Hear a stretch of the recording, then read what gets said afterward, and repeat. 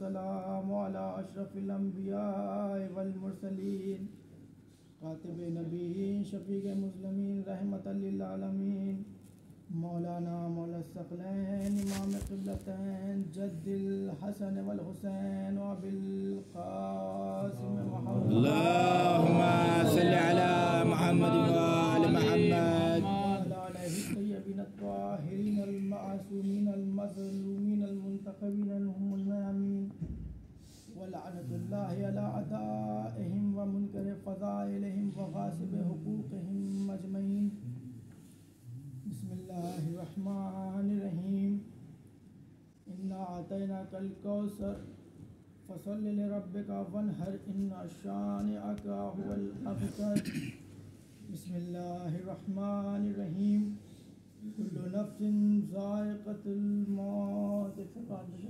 اللهم صل على محمد وآل محمد مرتبہ سورہ الحمد اور 3 مرتبہ سورہ اخلاص کی تلاوت فرما کر مرحوم سید حسن رضوی ابن نصرت عباس رضوی کو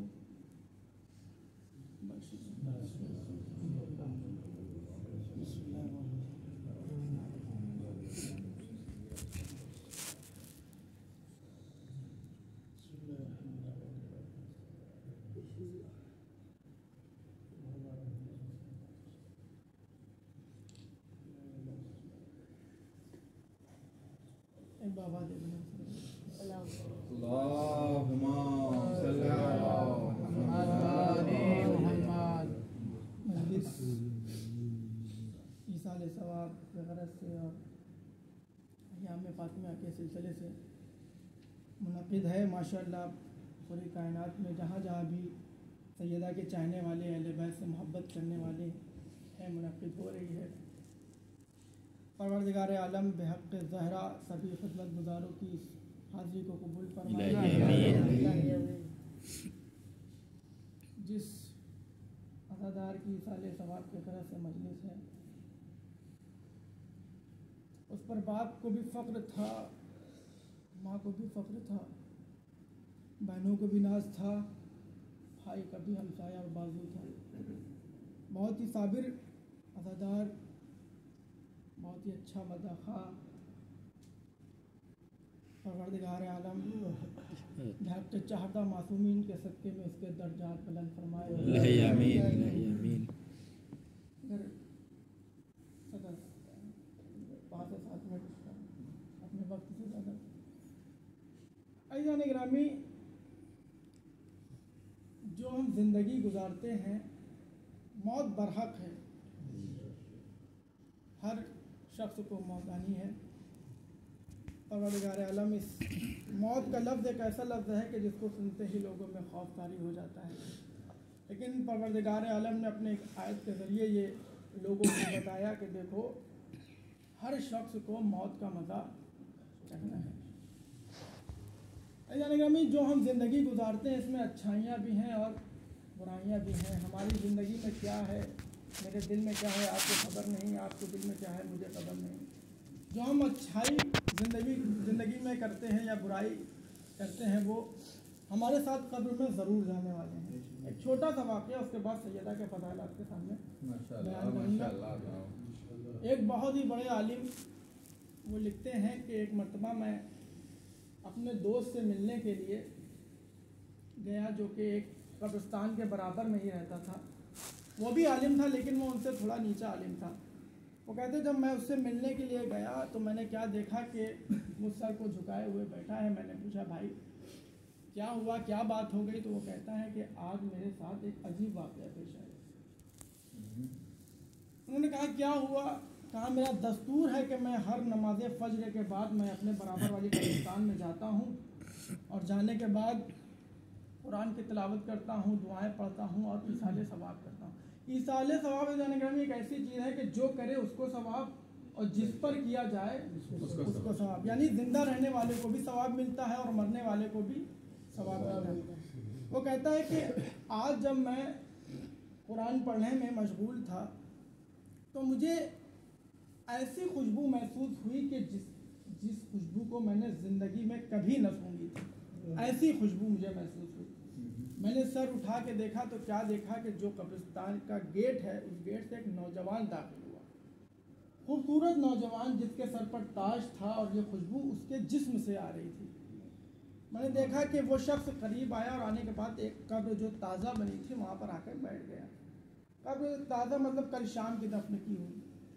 मैंने सोचा आया होगा कोई। उसके बाद फिर मैं दुआओं में मशगूल हो गया। कुछ देर के बाद मैंने सर उठा के देखा तो वो जवान नज़र नहीं आया। मैंने सोचा आया होगा कोई, चला गया होगा।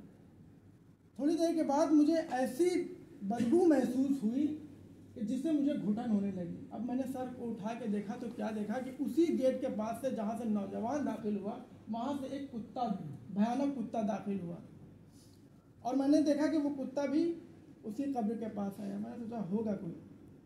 थोड़ी देर के बाद मैंने जब देखा कि वो कुत्ता भी नज़र नहीं आया। ये कोई कहानी या स्टोरी नहीं है, ये हकीकत है। इसे शेख अब्बास कुम्मी ने अपनी किताब मनाज़िरुल आखिरा में लिखा है। कौन शेख अब्बास कुम्मी? जिन्होंने मफातिहुल जनान किताब को लिखा, दुआओं की किताब, हर घर में मौजूद है, हर मोबाइल पर, हर मस्जिदों में मौजूद है। नजफ़ अशरफ में मौला अली के रोज़े में 52 हुजरे हैं, 52 रूम्स हैं। उनमें एक रूम में शेख अब्बास कुम्मी की कब्र है। एक मरतबा उनकी ज़िंदगी में एक शख्स आया और आके कहता है कि शेख, मुझे बहुत बड़ा मरज़ है और मेरा ख़ानदान बहुत बड़ा है। मुझसे तबीब ने बोला है कि तुम्हारे मरज़ का कोई इलाज नहीं है। शेख मेरी मदद करो, मेरा ख़ानदान बहुत बड़ा है। तो शेख ने कहा कि ठीक है, अच्छा एक कूज़े में पानी लेकर आओ। वो कूज़े में पानी लेकर आया। शेख ने अपने हाथ की 4 उंगली को उठाया और मौला अली के रोज़े की तरफ इशारा करके कहा, या अली आप गवाह हैं। मौला अली को गवाह बनाना कोई आम बात नहीं है। या अली आप गवाह हैं कि इन हाथों ने आपके इल्म के सिवा, आपके इल्म में लिखने के सिवा, दीन इस्लाम के सिवा कुछ नहीं लिखा। या अली आप गवाह हैं। ये कहकर अपने हाथों को 7 मरतबा कूजे पर फेरा और उस मरीज से कहा कि इसको पी जा। उसने पिया। शेख मुस्कुराए और मुस्कुरा के कहा कि अब जाकर दुनिया के किसी भी तबीब से पूछना कि तुझ में कोई मर्द बचा भी है या नहीं। अज़ीज़ान गिरामी, यही मैं कहना चाहता हूँ कि जिसके गुलाम ऐसे हो उसका आका कैसा होगा। एक सवाल मुझे मोहब्बत।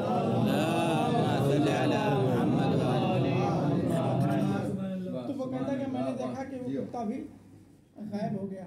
मैंने सोचा होगा कोई, चला गया होगा। थोड़ी देर के बाद मुझे किसी के चीखने की आवाज़ महसूस हुई, जैसे कोई परेशान है, कोई दर्द में है। अब मैंने जो देखा तो आगे देखा, उस आवाज़ के सहारे पहुंचा तो क्या देखा कि एक कब्र से नौजवान हाथों का सहारा लेकर बाहर आ रहा है।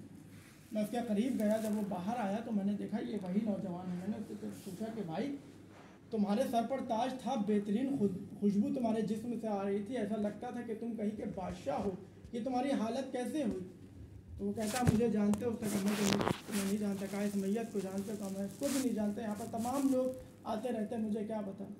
वो कहता मैं इस मैयत के नेक अमाल हूँ, मैं इस मैयत के नेक अमाल हूँ। अल्लाह ने मुझे जिस्म के तौर पर मुझे यहाँ इसके पास भेजा ताकि मैं वहशत में इसके साथ रह सकूं, ताकि इसे तन्हाई में रहकर कोई खौफ तारी ना हो और जब इसके साथ फिशार कब्र हो तो ये मुझे देखकर इससे राहत मिल जाए। उसने पूछा कि तो फिर ये तुम्हारी हालत कैसे हुई? वो कहता है तुमने एक कुत्ता आते हुए देखा? कहाँ, ऐसा कुत्ता मैंने कभी नहीं देखा। वो कहता है कि वो इस मैयत के बुरे अमाल थे। उसने ज़िंदगी में कुत्ते को ज़्यादा अहमियत दी, यानी कि बुराइयां ज़्यादा की थी, इसलिए वो कुत्ता हमारी इस अच्छाइयों पर गालिब आ गया और उसने मुझे यहाँ से बाहर निकाल दिया। अब मैं तो जा रहा हूँ लेकिन ये कुत्ता इसके साथ क़यामत तक है। तो यानी ग्रामी, जो ज़िंदगी में हम अच्छाई या बुराई करते हैं वो कब्र में हमारे साथ जाने वाले हैं। यानी ग्रामी, हमें ये ज़िंदगी में बैठना उठना लेटना ये ज़िंदगी नहीं है। ज़रा में मकसद को पहचानिए। मकसद क्या है? मकसद मासूमीन को पहचानिए, मकसद खुदा को पहचानिए। मैंने ये आयत करीमा की तिलावत का शरफ हासिल किया, सूरह मुबारका कौसर, जिसमें अल्लाह इरशाद फरमा रहा है, इन्ना आतैनाकल कौसर, ऐ रसूल हमने तुम्हें कौसर अता किया। फसल्ले रब्बिका वन्हर, अब तुम अपने रब की नमाज पढ़ो और कुर्बानी पेश करो। इन्ना शानिअका हुवल अबतर, बेशक तुम्हारा दुश्मन अबतर है। अबतर यानी बे औलाद बेनस्ल। इससे जितना मुमकिन होगा कोशिश करूँगा बात आप तक पहुँचाने की, सैयदा के फज़ाइल आप तक पहुँचाने। आस बिन वाइज लानती मक्के की गलियों में कुफ्फार के घर जा जाकर नुक्कड़ नुक्कड़ गली गली चौराहे चौराहे ये कह रहा था कि माज़ा अल्लाह मुसलमानों का रसूल अबतर है, उसके कोई औलाद नहीं। वो किस लिए कह रहा था कुफ्फारों से? इसलिए कि पैगाम रसूल आम होता जा रहा है, दीन इस्लाम फैलता जा रहा है, लेकिन तुम्हें घबराने की ज़रूरत नहीं है, इसलिए कि मुसलमानों के रसूल के तो कोई औलाद ही नहीं है, वो तो अबतर है। यहीं से मेरा मजलिस का आगाज़ है, सुनिएगा ग्रामी। मुसलमानों का रसूल अबतर है, उसके कोई औलाद नहीं। मुसलमानों का रसूल अबतर है, उसके कोई औलाद नहीं। वो किस लिए कह रहा था, किस वजह से कह रहा था? आज बिन वाइज लानती ग्रामी वो इसलिए कह रहा था कि पैगाम इस्लाम जब तक ही रहेगा जब तक रसूल रहेंगे, इसलिए कि रसूल के बाद उनके प्रोग्राम को, दीन को कौन फैलाएगा? अगर बात अच्छी लगे तो सलवात भेज दीजिएगा। पैगाम रसूल को कौन आगे बढ़ाएगा? चूंकि इसके तो कोई औलाद ही नहीं है। पैगाम रसूल को कौन आगे बढ़ाएगा? चूंकि इसके तो कोई औलाद ही नहीं है। पैगाम रसूल को कौन आगे बढ़ाएगा? चूंकि इसके तो कोई औलाद ही नहीं है। इसका मतलब काफिर था मगर जानता था कि रसूल के बाद रसूल के दीन को फैलाने वाले असहाब नहीं होते हैं, औलाद होती है।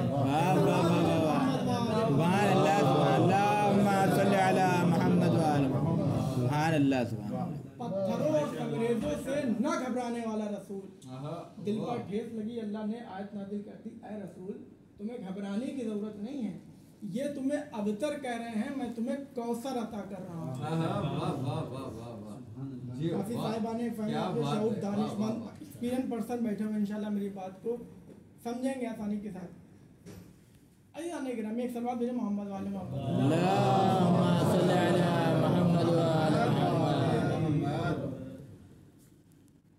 मुझे प्यास लगी है। आप पूरे आलम इस्लाम में किसी भी फिरके से ये पूछे कि कौसर का मतलब क्या है, तो हर आदमी यही आपको जवाब देगा, यही इसका जवाब होगा कि कौसर का मतलब हौज़े कौसर है। कौसर का मतलब हौज़े कौसर है, यानी अल्लाह अपने हबीब से कह रहा है रसूल तुम्हें घबराने की ज़रूरत नहीं है, हम तुम्हें हौज़े कौसर अदा कर रहे हैं। मुझे प्यास लगी तो मुझे क्या चाहिए? पानी चाहिए। प्यास की शिद्दत को आप देखिए, कोई साहब खड़ा होकर कहे कि जनाब आपको घबराने की ज़रूरत नहीं है, आपके पास पानी नहीं है तो क्या हो, आपके पास टिश्यू तो है।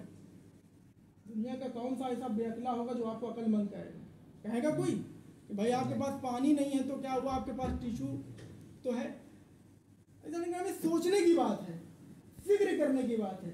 रसूल को ज़रूरत है औलाद की, और वो कुल्ले अक्ल कह रहा है कि ऐ रसूल तुम्हें घबराने की जरूरत नहीं है, हम तुम्हें हौज़े कौसर अता कर रहे हैं।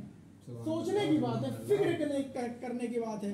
ये खुदा कैसे कह सकता है? अली ग्रामी कौसर का मतलब सिर्फ हौज़े कौसर नहीं है, बल्कि उलमाए मराजा ने लिखा कि कौसर का मतलब है सिद्दीक़ा, कौसर का मतलब है मुहद्दिसा, कौसर का मतलब है ताहिरा, कौसर का मतलब है ज़हरा, कौसर का मतलब है नस्ले कसीर। यानी परवरदिगारे आलम ये कह रहा था कि ऐ मेरे रसूल तुम्हें घबराने की ज़रूरत नहीं है, हम तुम्हें फातिमा की शक्ल में नस्ले कसीर अता कर रहे हैं। इस फातिमा के जरिए से तेरी नस्ल इतनी चलेगी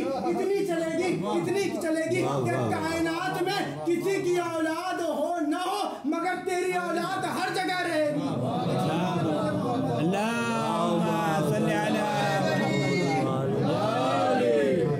और तेरे फातिमा के जरिए से तेरी नस्ल को ایسے قائم کروں گا، ایسے قائم کروں گا، ایسے قائم کروں گا کہ نشان کے طور پر تیرے فاطمہ کے بیٹے ہی میں سے ایک بیٹے کو قائم کر دوں گا اور اس قائم کی حکومت کو قیامت سے ملا دوں گا۔ اے سلوات میرے محمد، اللہم صلی علی محمد و آل محمد۔ جزاک اللہ، جزاک سیدہ کی فضائل کا ایک رخ اور آپ کے سامنے دکھانا چاہتا ہوں۔ پر بہت ہی مشہور و معروف حدیث حضور اکرم صلی اللہ علیہ وآلہ وسلم نے ارشاد فرمایا، لولا علی لما کان فاطمہ کفن، اگر علی نہ ہوتے تو کوئی فاطمہ کے برابر نہ ہوتا۔ ساتھ سنتے چلے جائیے گا، انشاءاللہ محظوظ ہوتے رہیں گے۔ حدیث ایک مرتبہ اور آپ کے سامنے دوہرا دوں کہ اگر علی نہ ہوتے تو کوئی فاطمہ کے برابر نہ ہوتا۔ اب آپ مجھے یہ بتائیے کہ اس حدیث میں نبی علی کے ذریعے فاطمہ کو فضیلت دے رہے ہیں یا فاطمہ کے ذریعے علی کو عظمت دے رہے ہیں؟ اگر علی نہ ہوتے تو کوئی فاطمہ کے برابر نہ ہوتا، تو نبی علی کے ذریعے فاطمہ کو عظمت دے رہے ہیں یا فاطمہ کے ذریعے علی کو عظمت دے رہے ہیں؟ مثال سے سمجھیے، ابھی آپ کے سامنے بہترین کلام شورائے کرام آپ کے سامنے، مولا ان کو سلامت رکھے، عادل بھائی نے کلام پڑھا، ماشاءاللہ مولا انہیں سلامت رکھے، آپ نے ان کے کلام کو سنا، اس کے بعد آپ نے میری حدیث کو سنا، میری حدیث آپ کو دل پہ لگ گئی، آپ کو ٹھیک ٹھاک لگ گئی، مجلس کے ختم ہونے کے بعد آپ باہر گئے، آپ نے ذکر کیا کہ اگر شاہ صاحب کی مجلس نہ ہوتی تو عادل صاحب کے کلام کا کوئی جواب نہ تھا۔ جواب اب بھی نہیں ہے، برابری اب بھی نہیں، ایک مثال بتا رہا ہوں، جواب نہ تھا۔ تو اب اس جملے کے ذریعے آپ کس کے ذریعے عظمت دے رہے ہیں؟ ان کے کلام کو آپ نے پہلے سنا، سنتے رہتے ہیں مجھ سے پہلے سے ہی، اس کا مطلب ان کی فضیلت آپ کی نگاہ میں پہلے سے ہی تسلیم شدہ ہے، اس لیے کہ سنتے رہتے ہیں۔ مجھے بعد میں سنا، میری ان کی فضیلت پہلے سے ہی آپ کے نگاہ میں تسلیم شدہ ہے، تو آپ میرے ذریعے ان کو فضیلت نہیں دے رہے ہیں، اس لیے کہ ان کی فضیلت کو تو آپ پہلے سے ہی مانتے ہیں۔ آپ نے مجھے سنا تو آپ مجھے ان کے برابر لے کے آئے، بلکہ ان کو میرے برابر نہیں لے کے آئے، مجھے ان کے برابر لے کے آئے۔ اگر علی نہ ہوتے تو کوئی فاطمہ کے برابر نہ تھا۔ دیکھیں جانے گرامی، نبی نے فاطمہ کے ذریعے علی کو عظمت دی، نہ کہ علی کے ذریعے فاطمہ کو۔ اگر علی نہ ہوتے تو کوئی فاطمہ کے برابر نہ تھا، اس کا مطلب نبی کی نگاہ میں فاطمہ کی عظمت پہلے سے ہی تسلیم شدہ تھی۔ سبحان اللہ، سبحان اللہ۔ نبی کی نگاہ میں فاطمہ کی عظمت پہلے سے ہی تسلیم شدہ تھی۔ اور کیا کہا عظمت دیتے وقت کہ اگر علی نہ ہوتے تو کوئی فاطمہ کے برابر نہ ہوتا۔ اب یہ برابری کیا چیز ہے؟ برابری کسے کہتے ہیں؟ بس 2-3 جملے، اس کے بعد 2 منٹ کے مسائل اور آپ کی ذمت میں۔ اب یہ برابری کسے بات تھوڑا مشکل ہے لیکن آسان کر کے آپ کے سامنے پیش کروں گا۔ ایک سال بعد بھیجے محمد وعلی اللہم صلی علی محمد و آل محمد۔ ایک سال بعد بھیجے اللہم صلی علی محمد و آل محمد۔ اللہم صلی علی محمد و آل محمد۔ اللہم صلی علی محمد و آل محمد۔ قرآن نے ارشاد فرمایا، بسم اللہ الرحمن الرحیم، وما یستوی الاعمی والبصیر ولا الظلمات ولا النور ولا الظل ولا الحرور۔ ایک صلوات بھیجے محمد۔ اللہم صلی علی محمد و آل محمد۔ قرآن آواز دیتا ہے اندھا اور دیکھنے والا برابر نہیں ہو سکتے، ظلمت اور نور برابر نہیں ہو سکتے، دھوپ اور سایہ برابر نہیں ہو سکتے۔ اس کا مطلب سائے کے برابر سایہ ہوگا اور نور کے برابر نور ہوگا۔ نبی نے علی کو اور فاطمہ کو برابر کیا ہے، تو اس کا مطلب جتنا نور علی کا ہے اتنا سبحان اللہ۔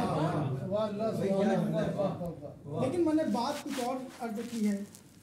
نبی کی بات سے نبی کی حدیث سے بات ثابت ہے کہ کہ نبی نے فاطمہ کے ذریعے علی کو عصمت دی، علی کو فاطمہ کے برابر لائے ہیں نبی. ایک سلوات بھیجے محمد وآل محمد. اللهم صل على محمد وآل محمد.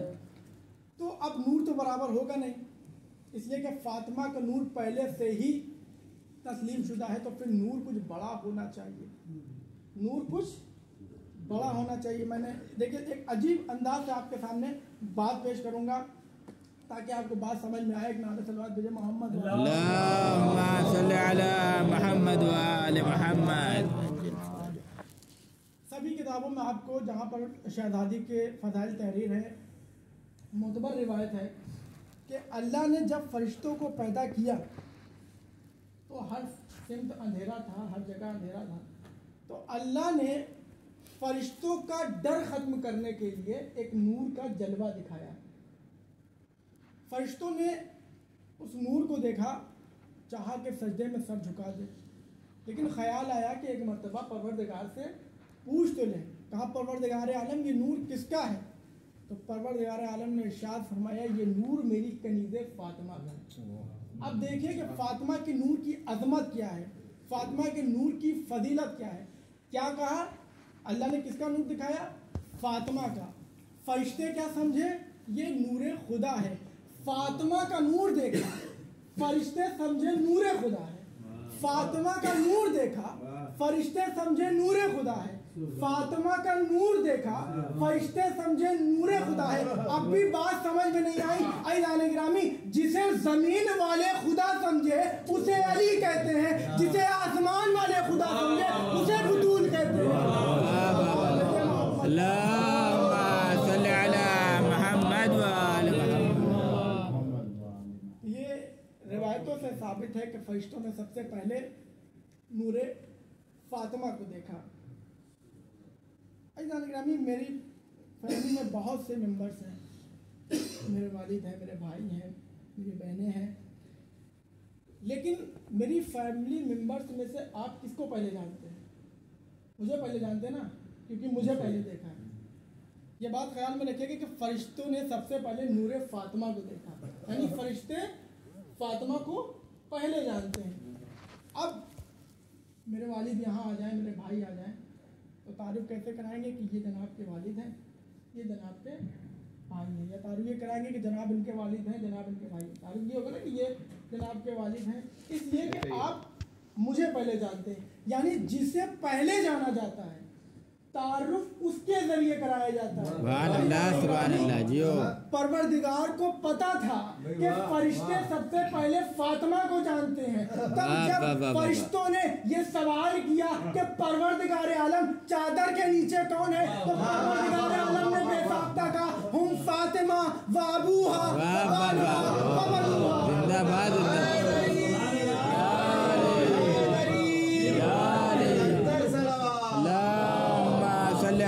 محمد وآل محمد. سبحان اللہ سبحان اللہ. جیو جیو. ان کے باپ ہیں، ان کا شوہر ہے، ان کے بیٹے ہیں. ہاں یعنی گرامی، رسول کے بعد وہ ظلم ڈھایا ہے رسول کی بیٹی پر، رسول کی امت نے. اس کے لیے میرے مولا آنسوؤں سے روتے ہیں. شیر خدا کو پوچھا دیجیے آج، اور کہیے کہ شیر خدا سے کہیے مولا آج آپ کے گھر کو آگ لگا دیجیے. روایتوں میں ملتا ہے کہ شہزادی اپنے صحن میں چکی پیس رہی تھی اور مولائے کائنات ایک حجرے میں قرآن جمع کر رہے تھے کہ ایک مرتبہ کسی نے دروازے پر دستک دی. امام حسن 8-9 برس کے تھے، باہر آئے تو فوراً سیدہ نے کہا کہ بیٹا تم رک جاؤ. امام حسن کہتے ہیں کہ میری ماں نے سر پر برقعے کو رکھا اور میری ماں دروازے کے قریب جانے لگی کہ کسی نے دروازے پر لات ماری تو میری ماں نے کہا رک جاؤ میں نبی کی بیٹی ہوں. تو باہر سے آواز آئی چاہے نبی کی ہی بیٹی کیوں نہ ہو. میری شہزادی نے دروازے پہ دونوں ہاتھ رکھ کے کہا انا فاطمہ بنت محمد, میں محمد کی بیٹی فاطمہ ہوں. تو کسی دوسرے نے کہا چاہے فاطمہ ہی کیوں نہ ہو علی کو باہر نکالو ورنہ ہم دروازے کو آگ لگا دیں گے. سیدہ نے کہا اس دروازے کو آگ نہ لگانا, کیا تمہیں پتا نہیں ہے کہ اس دروازے پر آ کر رسول سلام کیا کرتے تھے, السلام علیکم یا اہل بیت نبوہ, اے نبوت اہل بیت تم پر ہمارا سلام. اس دروازے کو آگ نہ لگانا. ایک ظالم کہتا ہے دروازے کو آگ لگا دو. ایک ملعون نے اپنے غلام خنفس سے کہا خنفس دروازے کو آگ لگا دو. اس نے دروازے کو آگ لگائی. اس نے آگ لگانے سے پہلے دروازے پر خود ایک مرتبہ لاج کو مارا. ہار مارا, دروازہ جل رہا تھا. دروازے کے پیچھے میری شہزادی دروازے اور دیوار کے بیچ میں تھی. اس نے جیسے ہی لات ماری جلتا ہوا دروازہ گرا. اس دروازے کے نیچے میری شہزادی ایک ہی وقت میں کتنے ظالم اس دروازے سے گزر گئے. ارباب ادا خدا کسی کم میں نہ رلائے. عزیزان گرامی شرما کے نہ روئیے گا, ارباب ادا بخل کر کے نہ روئیے گا, رونے میں شرمائیے گا نہیں. مولا آپ کے پرسے کو قبول فرمائے. امام حسن و حسین آپ کے پرسے کو قبول فرمائے. ارباب ادا ایک مرتبہ مولا کائنات حجرے سے باہر آئے اور آنے کے بعد ایک ایک گریبان میں ہاتھ ڈالا اور پاؤں سینے پر رکھ کے کہا کہ اگر مجھے رسول کی اجازت ہوتی تو تم میں سے کوئی بچ کے نہ جا پاتا. ایک ملعون کہتا ہے میں نے پہلے ہی کہا تھا علی تلوار نہیں اٹھائیں گے, علی کے گردن میں رسی ڈالو. ایک ملعون جس کا نام سیف اللہ تھا اس نے علی کی گردن میں رسی ڈالی. شہزادی نے ابا کے دامن کو پکڑ لیا, میں لے جانے نہیں دوں گی میرے سرکار. اور بات ایک ظالم نے شہزادی کے بازو میں درہ مارا. درے کا لگنا تھا کہ شہزادی کا مایا بازو زخمی ہو گیا. علماء نے لکھا ہے کہ ایک ملعون جس کے ہاتھ میں تلوار کا دستہ تھا اس نے اس دستے سے وار کیا. آخری جملہ میں پورا مصائب نہیں پڑھ رہا. ایک عالم ہے ایران کے, وہ لکھتے ہیں انہوں نے کہا کہ ایک مرتبہ میں سیدہ کے مصائب پڑھ رہا تھا کہ میں نے دیکھا ایک شخص بہت دیر سے رو رہا ہے, میرے مصائب ختم ہو گئے, وہ شخص رو رہا ہے, ماتم ختم ہو گیا, وہ شخص روتا جا رہا ہے. آنے کے لیے دسترخوان بچ گیا لیکن وہ شخص رو رہا ہے. میں اس کے قریب گیا اور جانے کے بعد میں نے کہا بھائی تمہیں مصائب کے کس جملے نے اٹھایا ہے؟ وہ کہتا ہے آغا میں ہڈیوں کا ڈاکٹر ہوں, آغا میں ہڈیوں کا ڈاکٹر ہوں. مجھے پتا ہے جب کسی کی ایک ہڈی ٹوٹ جائے تو کتنی مرتبہ ہلتی ہے اتنی مرتبہ تکلیف ہوتی ہے. جب کسی کی پتلی